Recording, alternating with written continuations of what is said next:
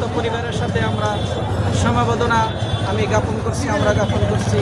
আজকে লাখো লাখো অগণিত তৌহিদি জনতা তার এই জানাজায় শরীক হয়ে আল্লাহ তাআলার কাছে সুপারিশ করেছে, তাকে যেন আল্লাহ তাআলা জান্নাতুল ফেরদাউস নসিব করেন, তার জন্য দোয়া করেছেন।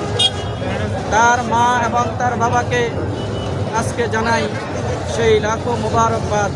এমন একটি সন্তান আপনাদের ঘরে আপনারা জন্ম দিতে পেরেছেন, আল্লাহ আপনাদেরকে কবুল করুন।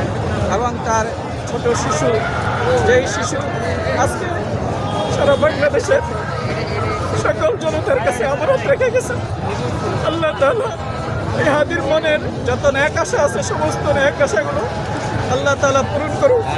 হাদির সকল ন্যাক আশাগুলো আল্লাহ তাআলা পূরণ করুন। তার সন্তানকে আল্লাহ তাআলা যেন আল্লাহর ওলি বানাইয়া এই দেশে ইনসাফ কায়েমের জন্য সে যেন নিশানা হিসেবে থাকে, এই দোয়া করতেছি। আসসালামু আলাইকুম ওয়া রাহমাতুল্লাহি ওয়া বারাকাতুহু।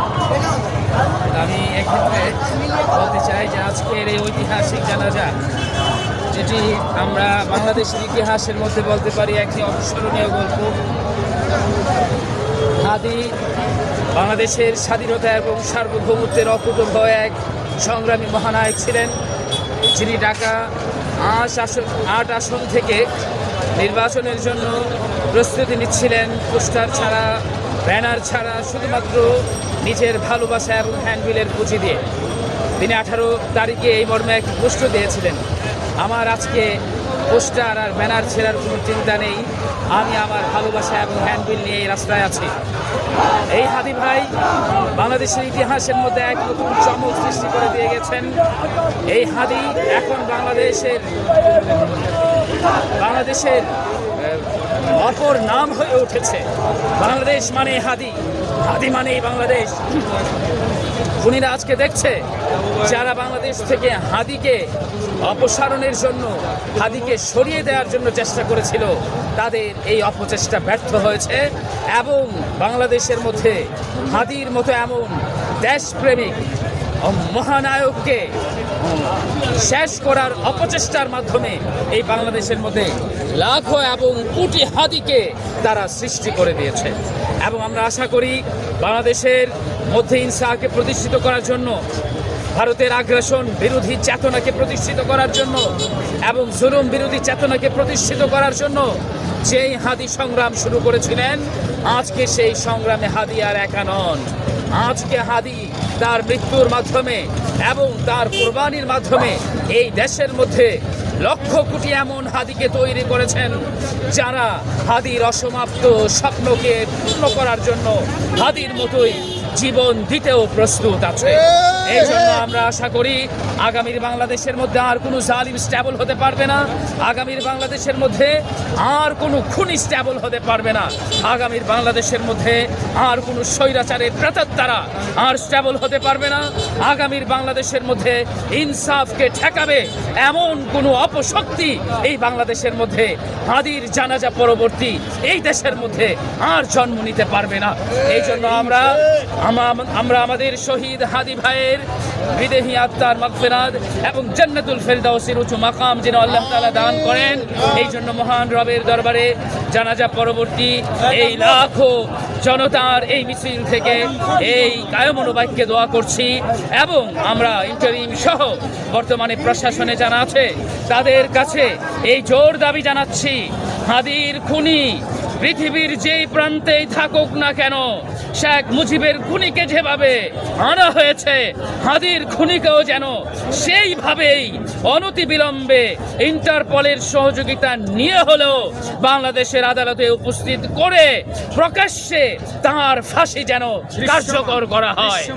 আমরা খুব দ্রুততম সময়ের মধ্যে হাদির খুনিদের পাকড়াও করার, গ্রেফতার করার দৃশ্যমান অগ্রগতি আমরা চাচ্ছি।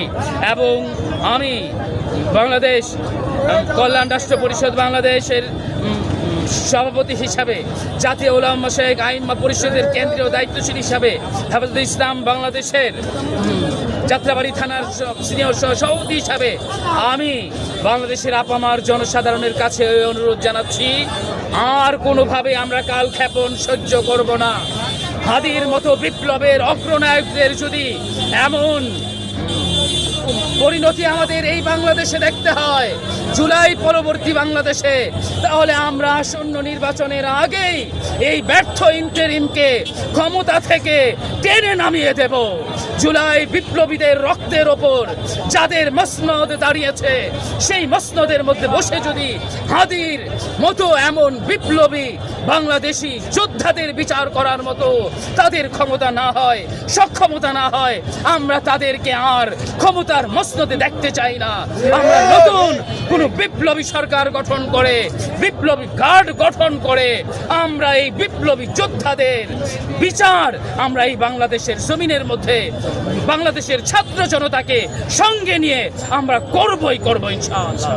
আমি সকল বাংলাদেশের ছাত্র জনতাকে ঐক্যবদ্ধ থাকার, সকল রাজনৈতিক দলকে ঐক্যবদ্ধ থাকার আহ্বান জানিয়ে আমাদের স্বরাষ্ট্র মন্ত্রণালয়ের ব্যর্থতা এবং আমাদের আইন মন্ত্রণালয়ের ব্যর্থতাকে দ্রুত ঘুচানোর জন্য দ্রুততম সময়ের মধ্যে যেই খুনিদের দোসরদেরকে ধরা হয়েছে এদেরকে প্রকাশ্যে শাস্তি কার্যকর করে এই খুনির মা বাবা সহ যাদেরকে অন্যান্যদেরকে সংশ্লিষ্টদেরকে ধরা হয়েছে তাদেরকে দ্রুততম সময়ের মধ্যে শাস্তি কার্যকর করে ওই খুনিকে ভারত থেকে তার দোসরদেরকে সহ দ্রুত বাংলাদেশের মধ্যে এনে তাদের শাস্তি কার্যকর করার বাস্তব এবং কার্যকর উদ্যোগ যেন তারা গ্রহণ করে, এই দাবি জানিয়ে আমি আজকে জানাজা পরবর্তী এই লাখো জনতার মিছিল থেকে আমি আমার সংক্ষিপ্ত আলোচনা এখানে শেষ